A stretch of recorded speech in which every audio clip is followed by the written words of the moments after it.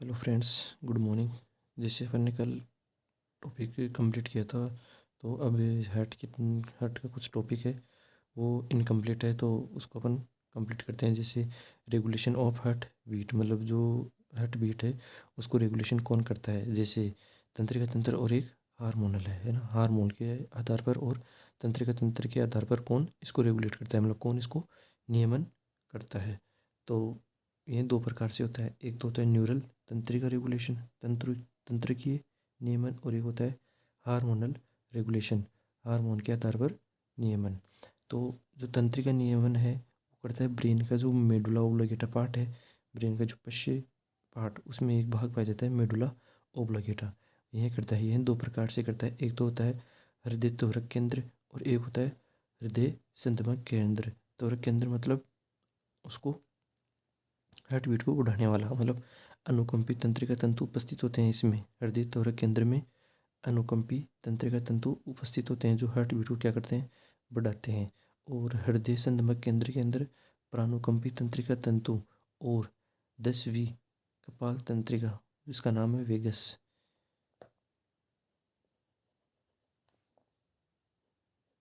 Vagus vagus से heart beat कम करने के संदेश आते हैं। जो ये वेगस है वो हार्ट बीट को क्या करती है, कम करती है। यह क्वेश्चन बहुत बार पूछा जा चुका है कि भाई 10वीं कपाल तंत्रिका तंत्र का नाम क्या है। उसका नाम है वेगस, और ये हार्ट बीट को क्या करती है, कम करती है। अभी 10 नंबर पे है हार्मोनल रेगुलेशन। हार्मोनल रेगुलेशन के अंदर अनुकंपी तंत्रिका तंतुओं से कौन से हार्मोन का सेक्रेशन होता है, सिम्पैथेटिन हार्मोन का सेक्रेशन होता है, और एड्रेनलिन हार्मोन का सेक्रेशन होता है आपातकालीन परिस्थितियों में।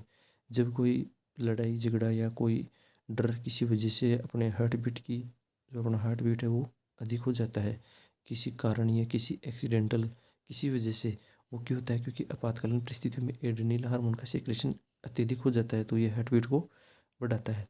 नॉन एड्रेनलिन पार्ट है, मतलब ये किडनी के अंदर पाया जाने वाला पार्ट है नॉन एड्रेनलिन। एक तो होता है एड्रेनलिन और एक होता है नॉन एड्रेनलिन। नॉन एड्रेनलिन भी क्या करता है, सामान्य परिस्थितियों में हार्ट बीट को क्या करता है, कंट्रोल करता है। थायरोक्सिन हार्मोन, यह सभी अनुकंपी तंत्रिका तंतु, adrenal hormone, non adrenal hormone, thyroxine hormone, यह सभी मिलकर हार्ट बीट को क्या करते हैं, बढ़ाते हैं। केवल एक प्रानुकंपी तंत्रिका तंतु से पैरासिम्पैथेटिक हार्ट बीट का हार्ट बीट को क्या करता है, कम करता है। जो पैरासिम्पैथेटिन हार्मोन है वो हार्ट बीट को क्या करता है, कम करता है। अब इसके अगले आगे का पार्ट है वो आगे पढ़ते हैं। हाँ, अब जो ये एक छोटा सा टॉपिक है, ये केवल इसमें आता है ब्लड ग्रुप। जब अपन ब्लड की स्टडी करते हैं तभी इसकी स्टडी की जाती है। ब्लड ग्रुप, इसकी खोज की थी कॉल लैंडस्टर ने। कब, किस में यह एंटीजन के आधार पर उपस्थित हैं एंटीजन के आधार पर ब्लड ग्रुप 4 पार्ट में बांटा गया है। एंटीजन के आधार पर ब्लड ग्रुप कितने प्रकार के, 4 प्रकार का होता है। ब्लड ग्रुप कितने होते हैं, 4। A B, A B O. ए के अंदर एंटीजन होता है ए, बी के अंदर एंटीजन होता है बी, और ए बी के एंटीजन होता है ए बी, और ओ का कोई एंटीजन नहीं होता। ए के अंदर एंटीबॉडी होती है बी, और बी के अंदर एंटीबॉडी होती है बी, और इसमें कोई एंटीबॉडी नहीं होती, और इसमें एंटीबॉडी होती है ए बी। जो रिसीवर है, मतलब ले सकता है, ए किससे ले सकता है, एक तो ए से ले सकता है और एक ओ से ले सकता है। बी से ले सकता है और ओ से ले सकता है। ए बी सभी से ले सकता है, ए से भी ले सकता है, बी से भी ले सकता है, ए बी से भी ले सकता है और ओ से भी ले सकता है। और ओ केवल ओ से ही ले सकता है। और डोनर डोनर कहलाता है ए बी, ए बी मतलब भी है, ए को दे सकता है और ए बी को भी दे सकता है। यह बी को दे सकता है और ए बी को भी दे सकता है।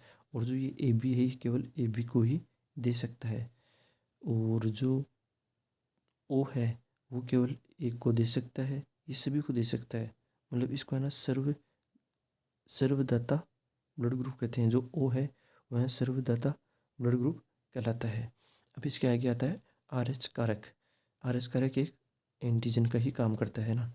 इसकी खोज किसने की थी, कोल्ड नेल स्टिनर ने इसकी खोज की थी। और इसके साथ ही थे विनर। किसमें की थी? रिसेस मकाका नामक एक बंदर था, उसमें की थी। आरएच कारक क्या है? एक एंटीजन है। आरएच कारक एक एंटीजन होता है जो जिसके शरीर में उपस्थित होता है उसे आरएच धनायन या प्लस, तथा जिसकी बॉडी में अनुपस्थित होता है उसे आरएच ऋणायन या अनुपस्थित कहते हैं। यदि कोई पुरुष आर एच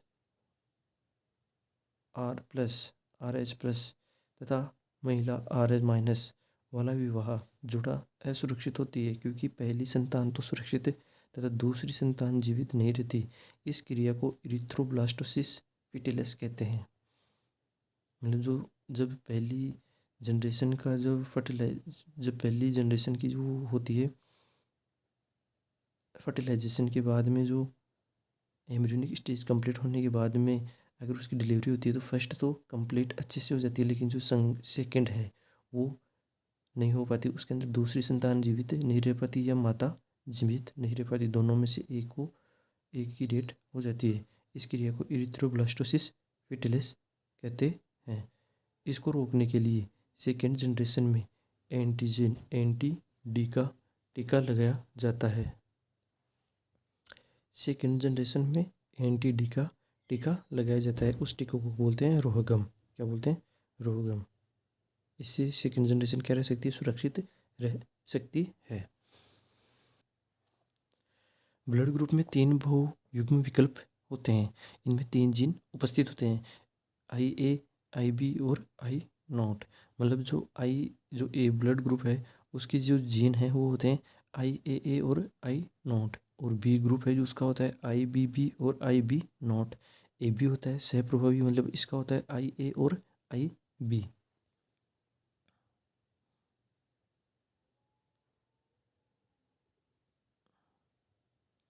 और O का होता है IO और IO। मतलब यह है तो किसी भी कंडीशन में क्या होगा? O ही होगा। जैसे इसके अंदर ऐसे क्वेश्चन पूछा जाता है, पिता का ब्लड ग्रुप यदि AB है तथा माता का ब्लड ग्रुप B है तो संतान का ब्लड ग्रुप होगा। तो पिता का ब्लड ग्रुप क्या है? AB। तो इसके अंदर इसकी जो जीन होंगे वो होंगे IA और IB। माता का ब्लड ग्रुप क्या है?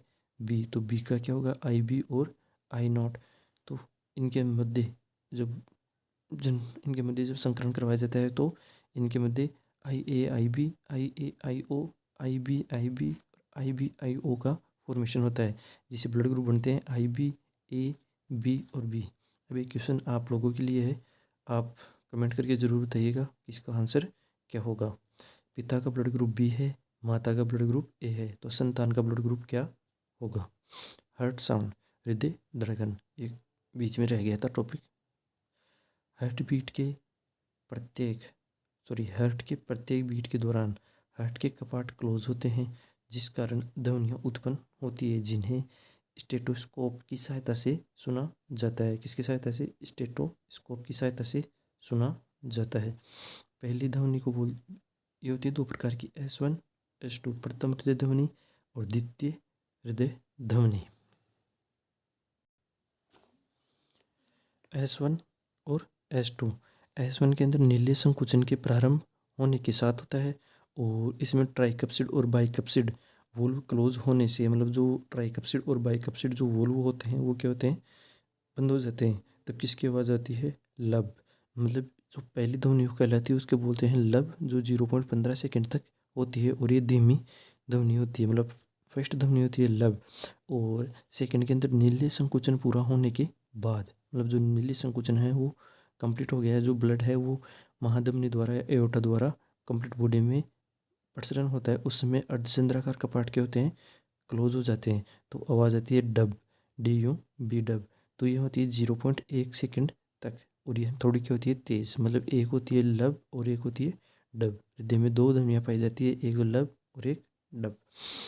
अब आता है रक्त स्कंदन, जो रक्त का क्लोटिंग बनती है, रक्त का थक्का बनता है, उसकी प्रोसेस। यह मैकरफेलन ने कैसलन सिद्धांत द्वारा समझाया था। मतलब रक्त स्कंदन किसके द्वारा समझाया गया था और कौन से सिद्धांत के द्वारा? क्वेश्चन पूछा जाता है। मैकरफेलन ने कैस्केड सिद्धांत द्वारा समझाया था। इसके अंदर क्या होता है? जहाँ चोटग्रस्त ऊतक होते हैं वहाँ से रक्त का प्रवाह होता है। इस रक्त के प्रवाह से यहाँ उपस्थित कोशिकाओं से प्लेटलेट्स निकलते हैं। यह प्लेटलेट्स किस में टूटते हैं? थ्रोम्बोप्लास्टिन में। थ्रोम्बोप्लास्टिन और दूसरी जगह से, जिसे जो चोटग्रस्त ऊतक है वहाँ से भी थ्रोम्बोप्लास्टिन टूटते हैं। अब यह थ्रोम्बोप्लास्टिन प्रोटीन और कैल्शियम के साथ मिलकर किसका निर्माण करता है? प्रोथ्रोम्बिनेज। प्रोथ्रोम्बिनेज क्या करता है? जो हिपेरिन को क्या करता है? निष्क्रिय करता है। यह हिपेरिन प्लाज्मा में उपस्थित होता है। हिपेरिन एक वह पदार्थ, प्रतिस्कंदन पदार्थ जो रक्त का थक्का नहीं बनने देता। यह प्रोथ्रोम्बिन किसको निष्क्रिय करता है? हिपेरिन को निष्क्रिय करता है। जब विटामिन के की सहायता से यह प्रोथ्रोम्बिन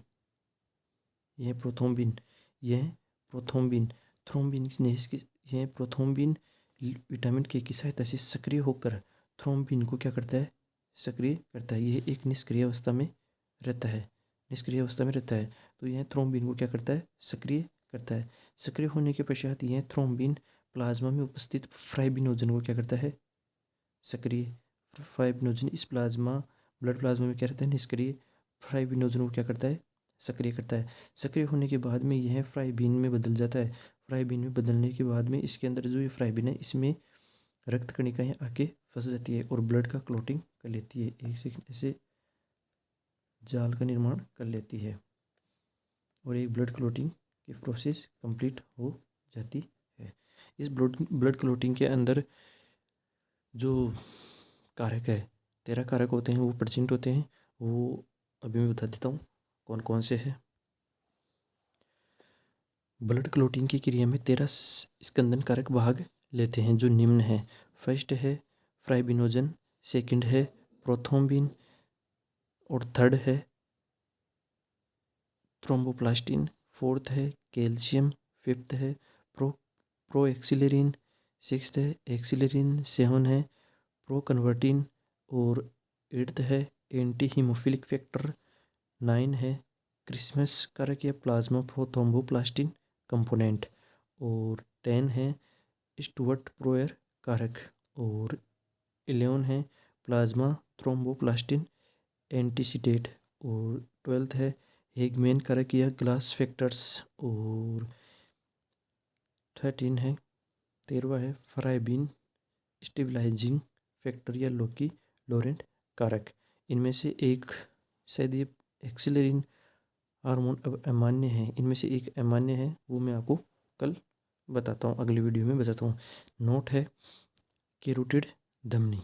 यह कैरोटिड धमनी है जो ब्रेन तथा गर्दन वाले पार्ट में ब्लड की आपूर्ति करती है, मतलब ब्लड को पहुंचाती है। इलियक धमनी है जो पश्चपाद में, मतलब पैर में, बॉडी के निचले वाले पार्ट में ब्लड का सर्कुलेशन करती है, ब्लड की आपूर्ति करती है। ये सब क्लेविलियल धमनी है जो हाथों में, जैसे अग्रपादना, हाथों में या कंधों में, इनमें ब्लड की आपूर्ति को करती है। अब इसके अंदर आपका टॉपिक बचा है लिम्फिक वाला, लिम्फिक सिस्टम। बस केवल और एक टॉपिक वो है, और एक इसकी जो प्रोसेस है, इसकी थक्का बनने की, क्लोटिंग की, स्कंदन की, एक वो है, वो आप अपन स्टडी करेंगे अगले वीडियो में। Thank you.